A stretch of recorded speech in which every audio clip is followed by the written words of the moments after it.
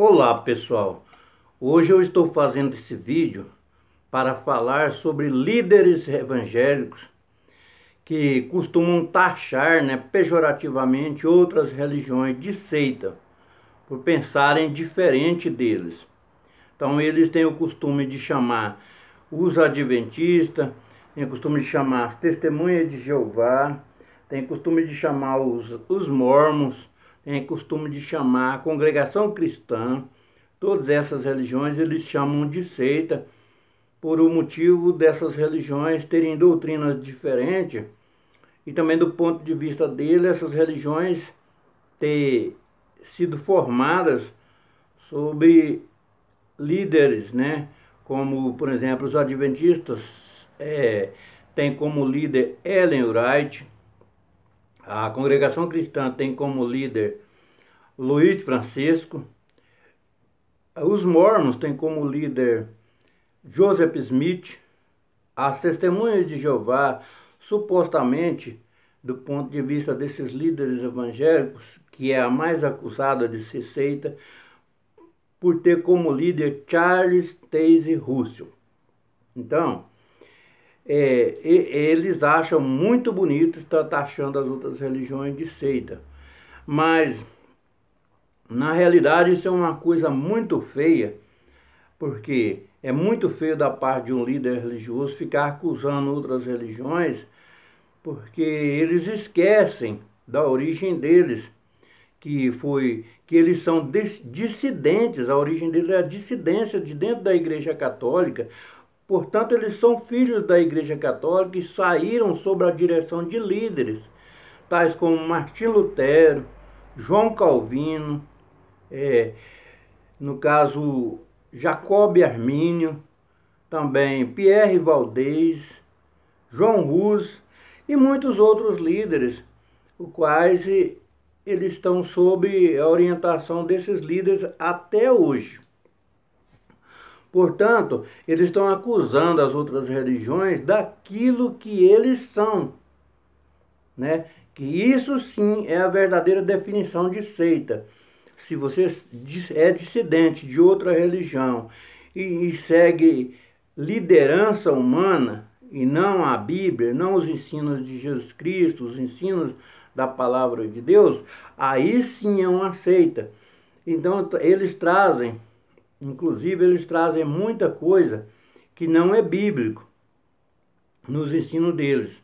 Então sim, essa é a verdadeira definição de seita.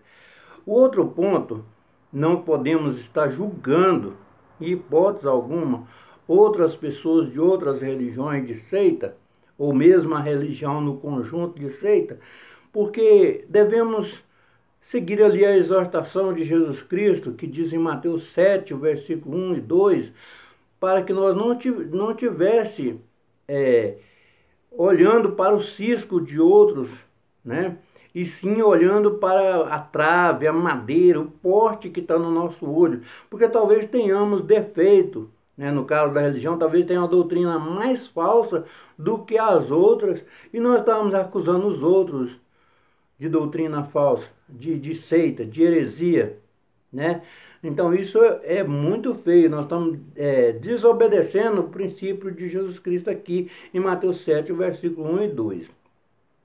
E também seria muito bom que todos observassem a regra de ouro de Jesus Cristo, que está ali também no capítulo 7 de Mateus, o versículo 12, onde diz que nós devemos fazer aos homens, ou seja, faça aos homens somente aquilo que querem que os homens façam a você.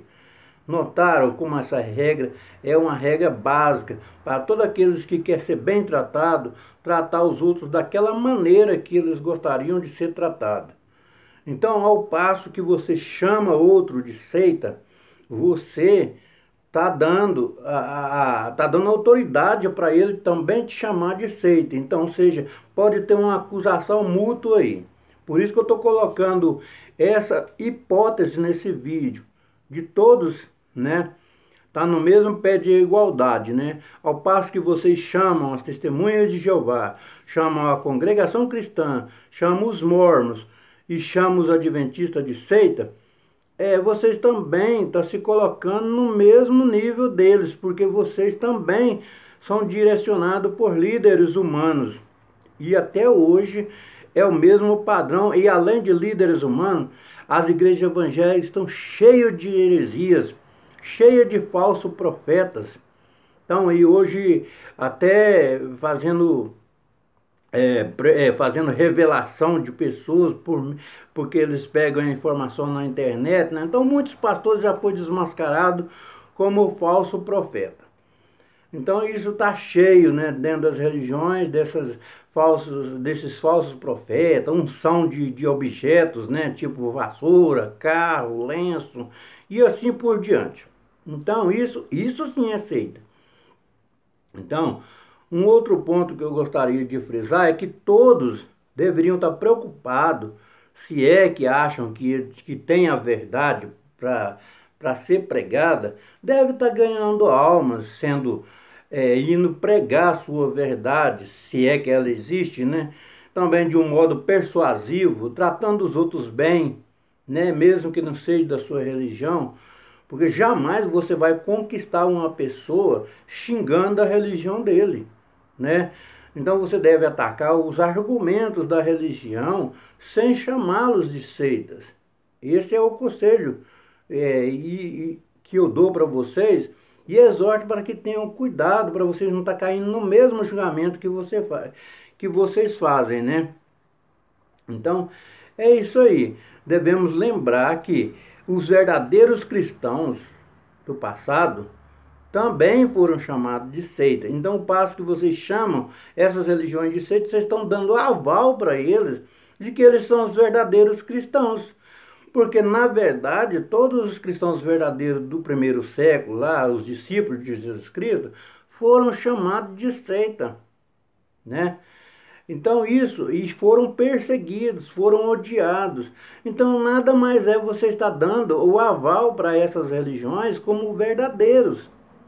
Porque vocês estão chamando eles de seita, coisa que os líderes religiosos fariseus, os escribas, os saduceus faziam com os cristãos do primeiro século. Vocês querem ver aqui em Atos, capítulo 24 de Atos, versículo 5? Então, quando os cristãos eram convocados em algum tribunal para prestar algum esclarecimento, essa era a acusação, a primeira acusação que eles recebiam. Quer ver? Note que quando o apóstolo Paulo foi ali convocado para dar um depoimento, como que ele foi chamado? Olha aqui, Atos 24, Atos 24, versículo 5. Diz assim, ó, e Paulo, 24, 5, eu errei. 24, 5 diz assim, pois nós achamos que este homem é uma peste e atiça sedições, né? E atiça sedições entre todos os judeus, por toda a terra habitada, e que é ponta de lança da seita dos nazarenos. Então notaram aqui a acusação que faziam Paulo e consequentemente aos irmãos cristãos de Paulo? De seita. Aqui em Atos 22, em Atos 28, versículo 22 também, diz assim, ó, mas achamos correto ouvir de ti, os juízes falando para Paulo, porque a acusação que eles tinham era essa, né? Mas achamos correto ouvir de ti quais os teus pensamentos, porque deveras quanto a essa seita é sabido por nós que em toda parte se fala contra ela. Então notaram? Em toda parte chamava os cristãos de seita.